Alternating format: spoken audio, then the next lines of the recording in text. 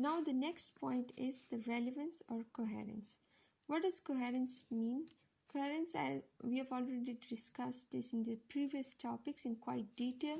It means maintaining like a proper connection between different ideas, between different grammatical structures. So the relevance of ideas is very important. For example, if I say how are you, and the other person that I addressed says I like your dress, so that would show that the information that the answer that is given or information that is given in response is not correct at all. So this may create a lot of like frustration or confusion, or like simply we would say that it would result in ineffective communication.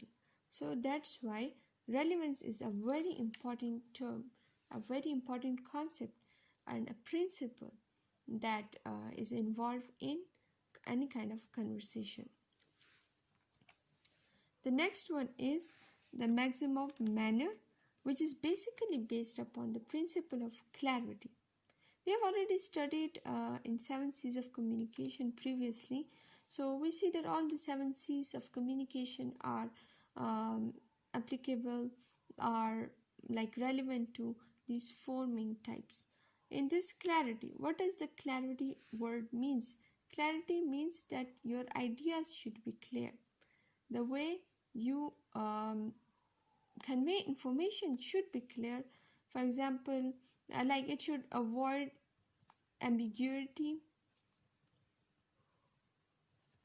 avoid obscurity.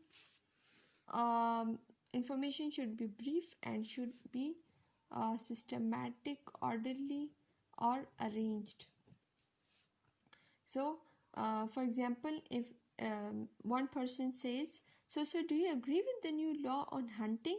So the other person replies, not entirely disagreeable, as I much confess to not to be. I find certain, shall we say, solecism in said law.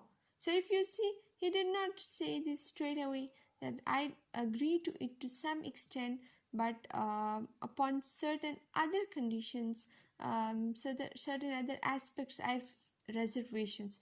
He says, not entirely disagreeable, like it is not disagreeable, as I must confess myself not to be, like I am forcing myself not to disagree.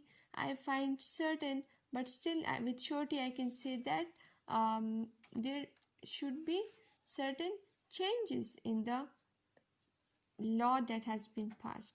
So you see that he should say that things in a straightforward manner, but he or she avoided it. So now, what is the word implicature? Implicature means like when there are gaps in communication in terms of quality, quantity, relevance, or manner. When we see that the 4 maxims are not followed, simply we say that they are not followed. So then implicatures arise. But okay, for example, if you say, if Kim says, how are you today? And Sandy says, oh, Harrisburg is the capital of Pennsylvania. And then Gail says, really? I thought the weather would be warmer. Then Mickey says, well, in my opinion, the soup could have been more salty. So you see, all 4 statements are completely different. All 4 sentences or utterances that are conveyed. In pragmatics and in discourse analysis, we basically talk about the utterances. Something said with some intention. How do you take it? How do you convey it? It matters.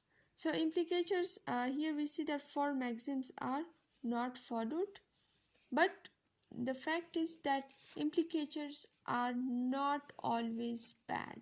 We cannot say that they are always bad, because implicatures involve hidden meanings. They may be involving symbolic meanings. which create interest in text, which create mystery in conversation or in text, like you may be waiting for surprises or for very dynamic or diverse kind of meanings or interpretations may be involved in that. So we cannot always say that like implicatures are something negative. For example, if we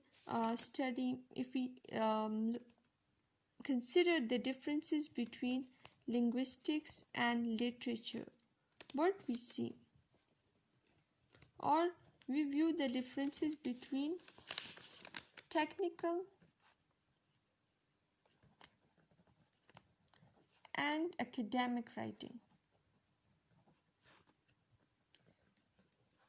Technical or academic, and on the other hand we have creative writing. So what do we see? There is objectivity in this kind, while on the other hand in creative writing there is subjectivity.